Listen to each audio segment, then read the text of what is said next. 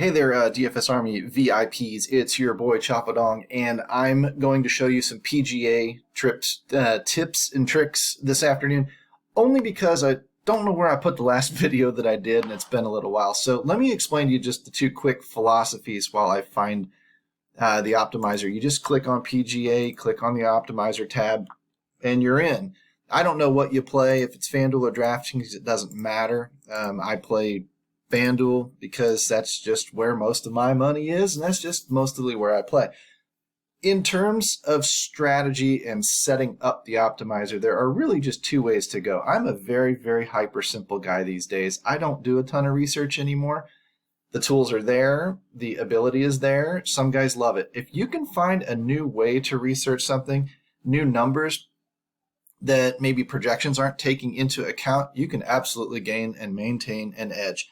I don't have the time to do that these days, and I figure most people with day jobs don't. So I'm more focused on using what is given to me and relying on the effort that goes into creating quality projections in the first place. They already, in terms of golf, look at cuts made, odds of winning the tournament, top fives. They already look at all this stuff, recency, last 5 tournaments, maybe how the guy has performed at this course, all of the strokes gained numbers and everything that you could find in the research station. If you want to hand build your lineup and go old school, you would love to look at all those numbers, and we have all of those tools for you.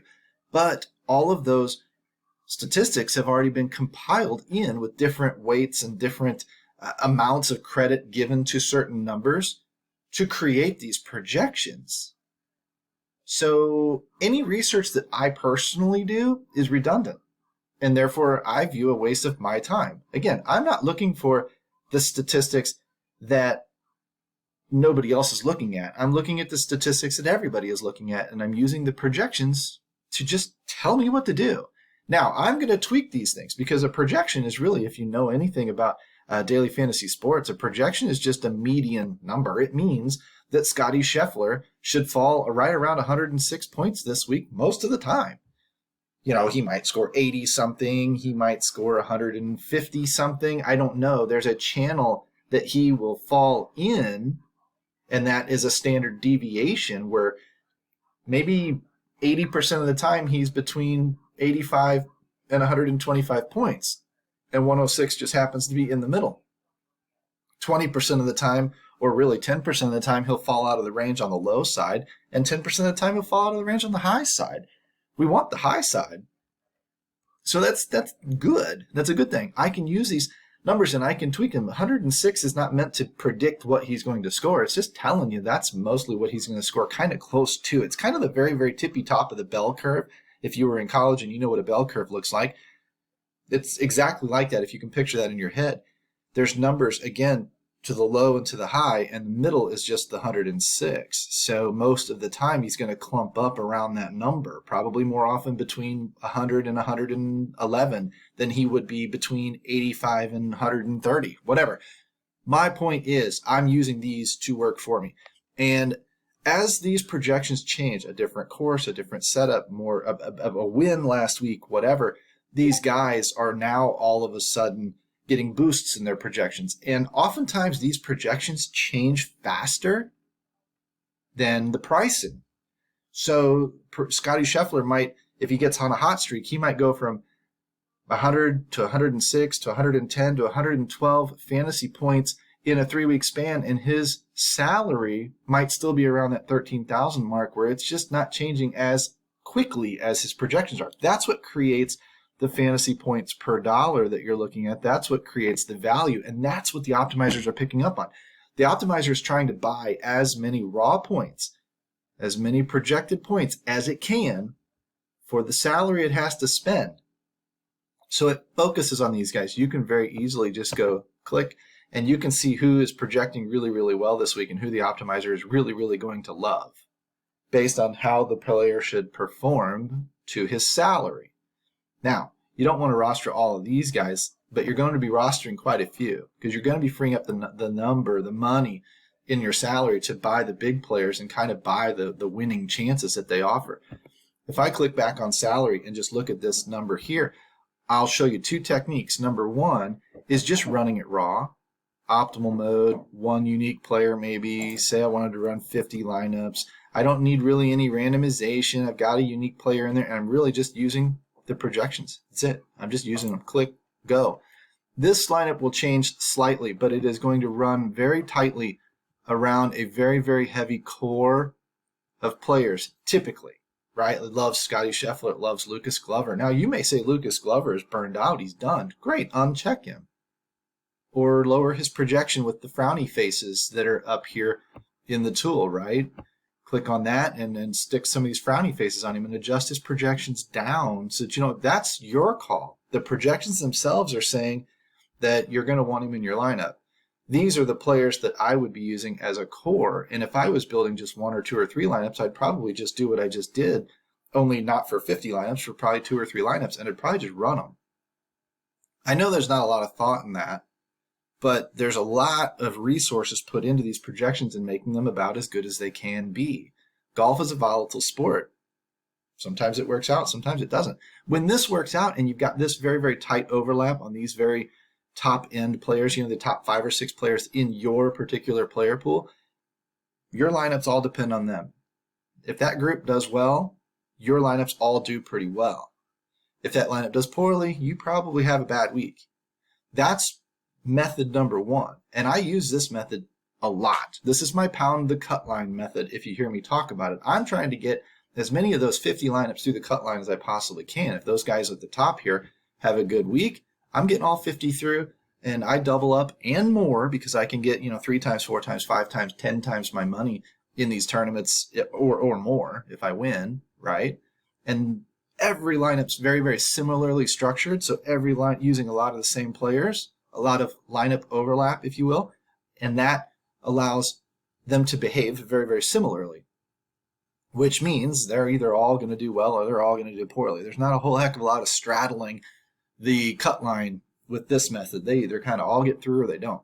I like this method. I feel like our projections are good enough that this works out for me. It has profited over, $300, $350 now in quarters in the MLB season, and I haven't even played a lot in August. It was that good for 3 or 4 months of the season that I was just pounding. I didn't care if I won or got 10th place or whatever. I did get 5th once, but I really and truly just went after the cut line. Let's see if I can get 70 lineups, 80 lineups, 90, all 100 lineups through the cut line together, and that requires a very tight grouping. It's more of an NBA type of approach. It worked for baseball. It works pretty well for golf too. I mean, not like great, but it works pretty good. The other method that I will show you is going down this list, and you're going to spread way the hell out. Now you're going to diversify. You want as few lineups looking similar as possible. You want really and truly no lineup overlap if you can do it. You'd shift into tournament mode. You'd shift into a ton of unique players, right? You're going to make the same 50 lineups. You might even add some randomness. Add 50% randomness for all I care. It doesn't matter. You just add some. Shake up those projections a little bit. But what I'm really going to try and do is I'm going to go down this list of salary, and I'm going to watch the ownerships with it. And when I see a discrepancy, like see all these guys right here that are kind of grouped in the upper 20s, and then all of a sudden John Rahm is down the list, right, ownership-wise, okay, I want leverage on Rahm. Boost him. Come down a little bit more. Oh, leverage on Homa. Boost him. Look at this down here. Once I see these guys are all in the 20s, and all of a sudden these guys drop off 13, 14, 15, boost them. Give me that. Give me Fowler. Give me Wyndham Clark. See, what I'm doing is I'm playing the ownership game. See, like the chalky Russell Henley, I don't want a lot of him. I might drop him down a little bit. I'm just going to fritter fart around. Look at this. Look at how this one stands out. The 9, Jason Day. Give me all the Jason Day. If Jason Day has a great week, I've got a ton of leverage on him if he pulls into my lineups this way. And I'm just going to go down the whole list. I'm looking for the outliers. I'm looking for what kind of looks like it's going to not really stand out. See, like I might take some of these guys here, and these guys are all kind of the same. They're all in that 11 to whatever range. So I might just stop with Jason Day.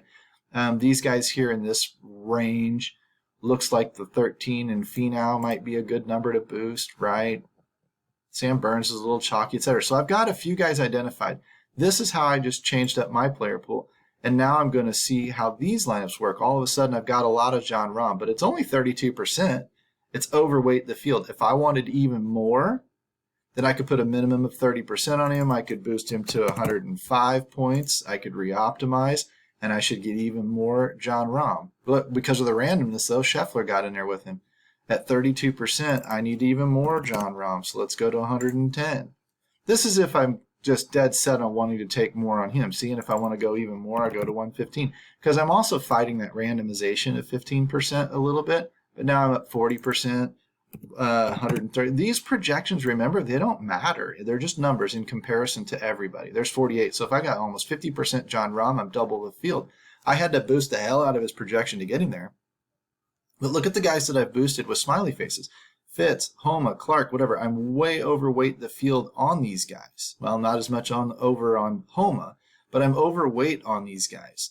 I'm overweight double on Jason Day, a little bit on Ricky.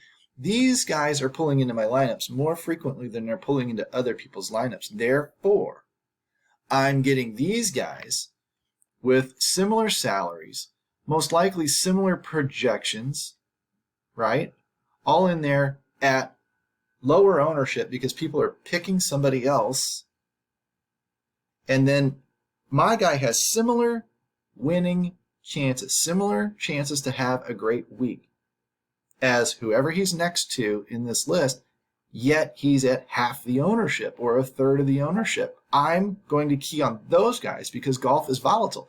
There is no mathematical way to tell me that Patrick Cantlay and Victor Hovland, I guess their projections are 10 points apart. Let's pick somebody else. Patrick Cantlay, let's actually sort by projections. And you could do it this way too. And you could go down here and look for the discrepancies in the ownership. In fact, it's probably the better way to do it. You automatically would pick up on a Matt Fitz. Matty Fitz, 77 points with a 79, a 76, 75, 75, 70. There are 3 or 4 points difference between this clump of players right here. You can't tell me who's going to outperform which. The projections are not that perfect. Now, I can tell you Scotty Scheffler should outperform these guys, right? Rory should outperform these guys. Victor Hovland should outperform these guys because 20 points is significant, but 3 or 4 or 5 points really isn't.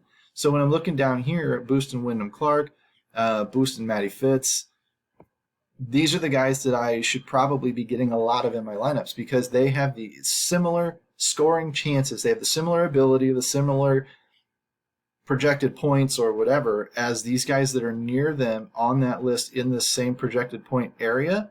However, everybody else is on somebody else, on one of the other guys. So I'm going to take the guy that's lower owned. And when this guy has a good week, which he has equal chances to have a good week as any of these other guys near him on the list, when this guy has a good week, I profit because he's in a lot more of my lineups than he is anybody else's. See how that works? Now, if the chalky guy like a Lucas Glover or somebody has a great week and Matt Fitz doesn't have a great week, well, then that didn't do me any good to boost Matt Fitz. But I don't have to be as perfect as often doing this either. When you ride the chalk, you've got to be perfect quite a bit. When you go a little bit contrarian, you have less competition at the top of the leaderboard because you're not sharing the same players that everybody else is sharing with you. Therefore, when your lower owned guy is having a good week, you're gaining so much traction on the field and passing so many people on the leaderboard that if you can get close to the top of the leaderboard, you've only got 10 or 12 more people to beat, and each space you climb, the money that it unlocks is greater and greater and greater. It becomes very, very profitable to have that low owned guy, and that low owned guy is having a good week. And that's what this method finds. So you've really got 2 ways to go. You've got the pound the cut line approach, which is more or less a tight core, a tight grouping of players. Everybody better have a good week because otherwise my week's going to be terrible. And that method works. You don't have as many great days or as many horrible days, but you just kind of click and plod and grind along.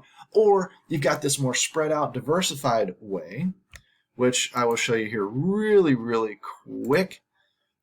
Bookmark this right here. This will show you what I'm talking about. This article right here, build more lineups, less overlap, etc., etc., etc. And that's going to teach you why that method works when you're going for the win. So whatever your personality is, go for the cut line or go for the win. It's totally up to you. You now have 2 ways to go about doing it in every sport, from golf to baseball to football to everything else. Take care, guys, and we'll talk to you on the inside.